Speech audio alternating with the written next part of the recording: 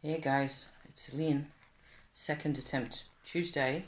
What is it? The 21st of September 2021. Lots of 21s in there.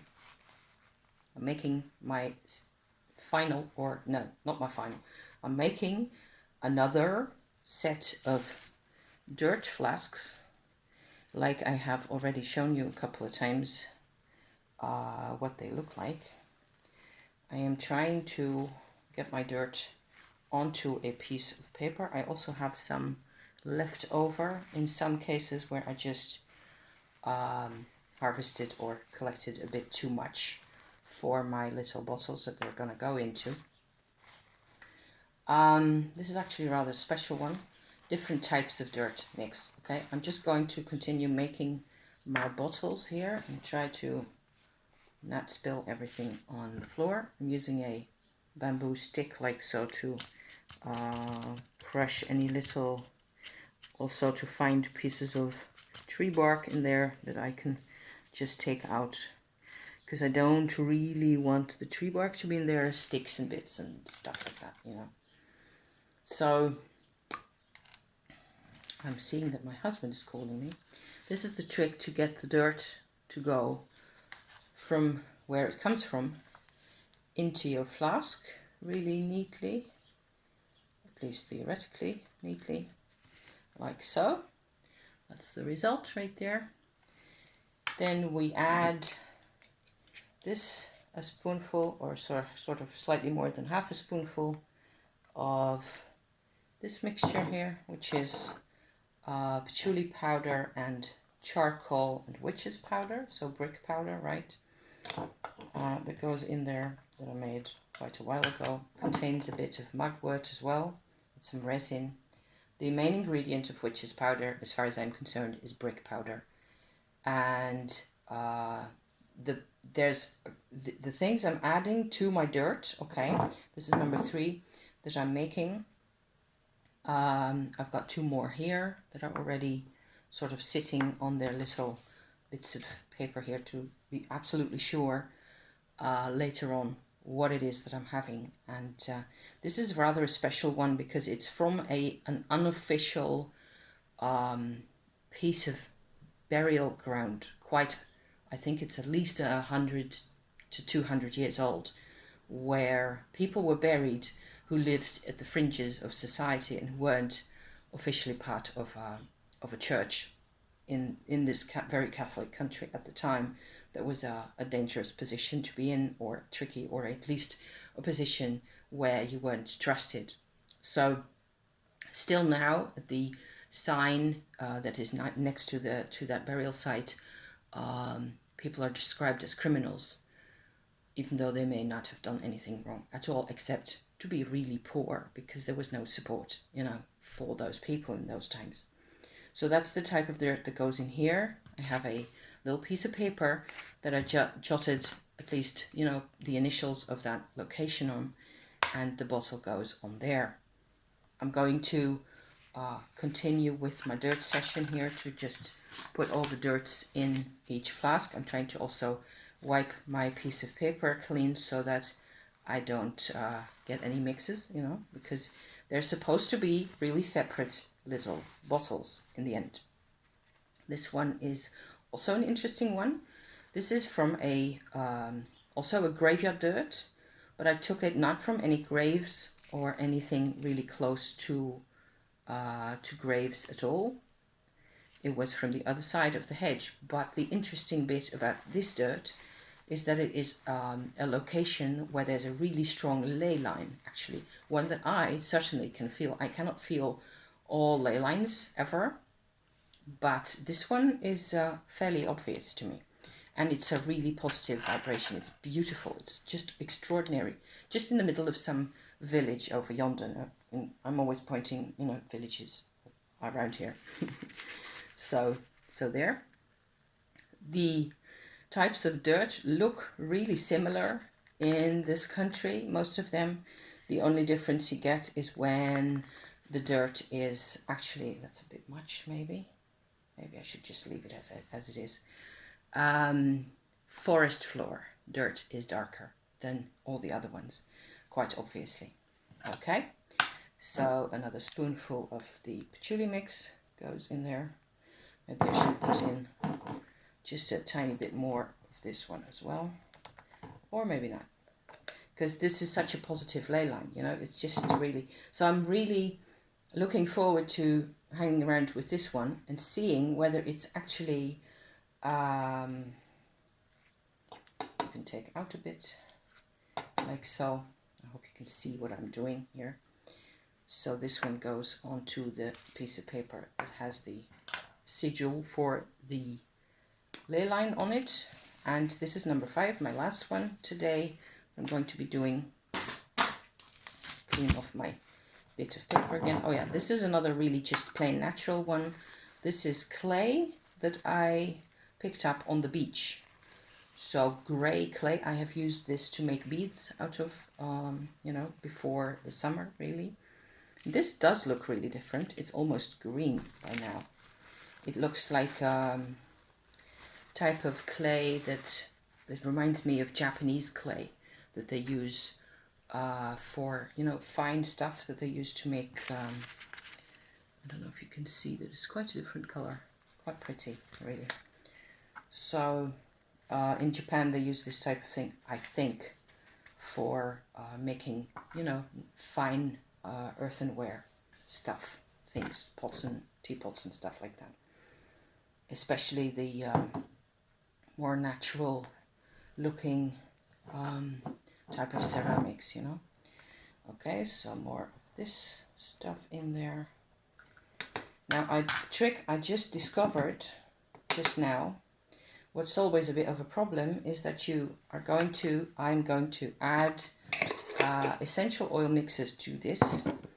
I have two different types of essential oil mixes, and they have a different kind of a function. One of them is very flowery and it contains beeswax absolute as well, and I think some oak moss and those types of things. So that's really grounding and stabilizing. It has a lot of properties that are about it. Think of a picture frame, you know, a really pretty, solid picture frame in whatever style pleases you best, you know, to hold it together, to just hold it and to serve to hang your picture on the wall, right? That's this one. And I'm putting 4 drops of this mixture in each. I'm going to have to see which other ones I did already. I'm going to get around to my little trick as well. So 4 drops of the beeswax. 4, 1, 2, 3, 4. I actually have to count out loud, otherwise things are going to go wrong here. 1, 2, 3, 4, like so. The other mixture, you can actually see the difference really well here, that there's 2 types of stuff in there, right?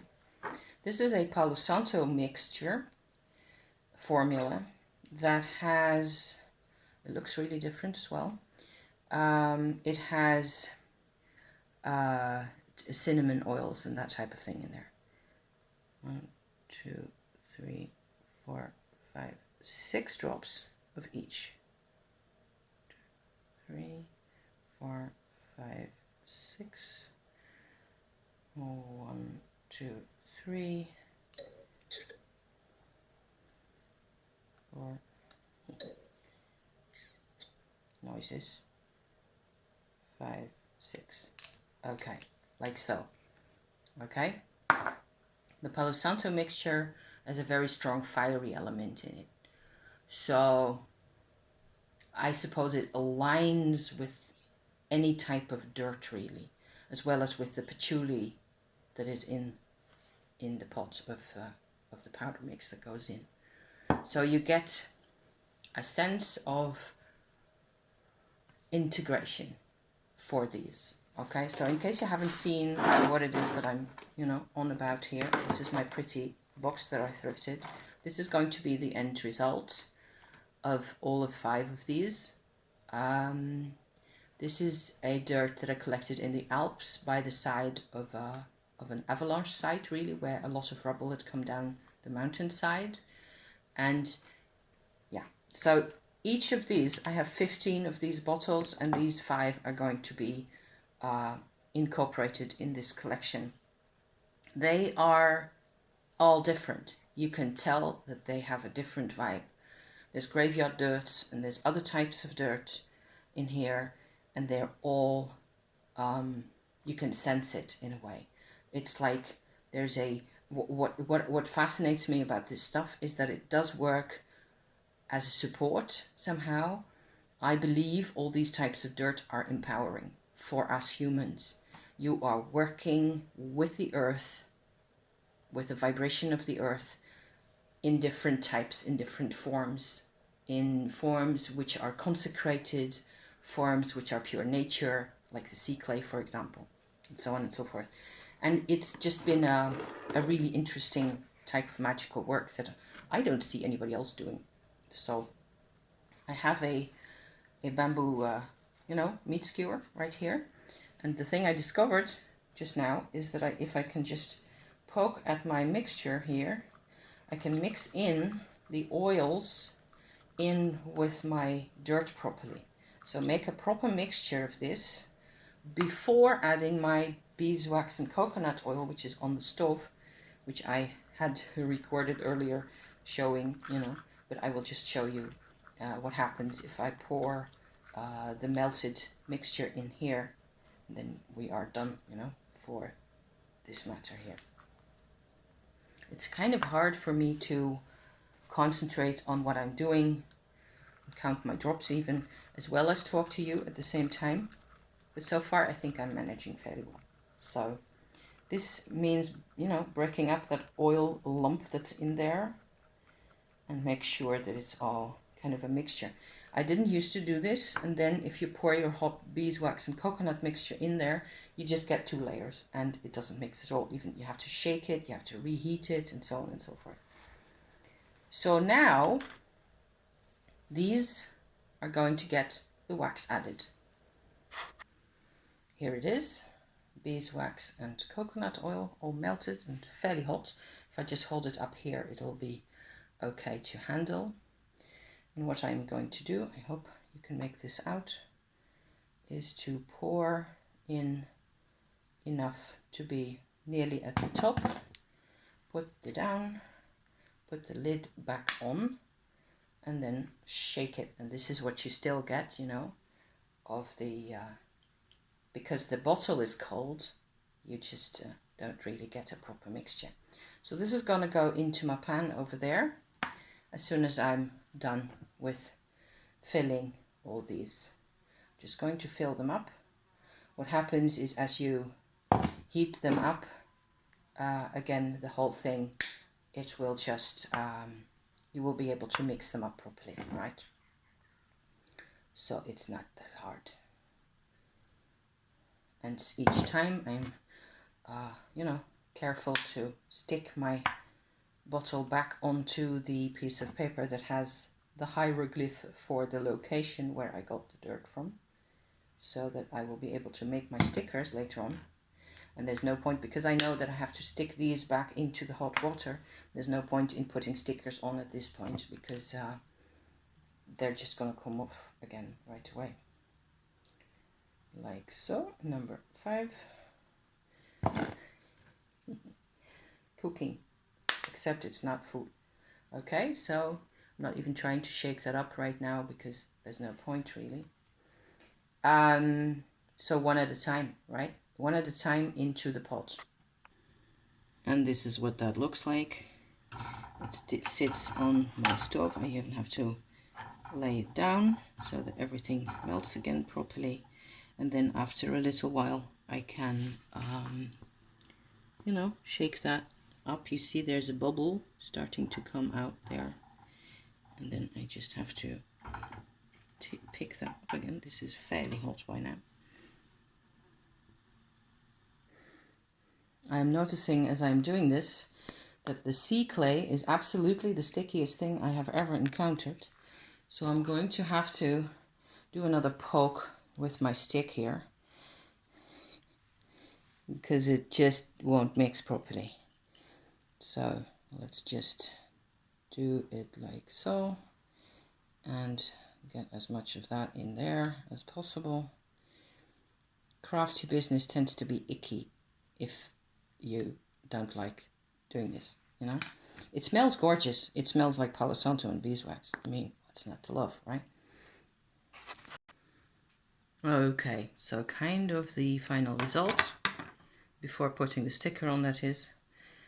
And I actually get a really grey part where the sea clay is still visible, so I may have to give this another turn in the hot water. It doesn't really matter that much, but I just want things to be as mixed as possible and to be properly, you know. So the rest of them are gonna have the same treatment one at a time because I need to put them back on the piece of paper that they came from, right?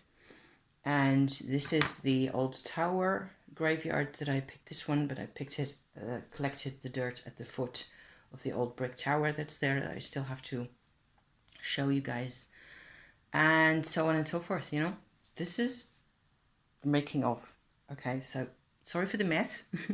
I hope it was still worth watching, and see you again next time. Okay, thank you. See you then. Bye bye.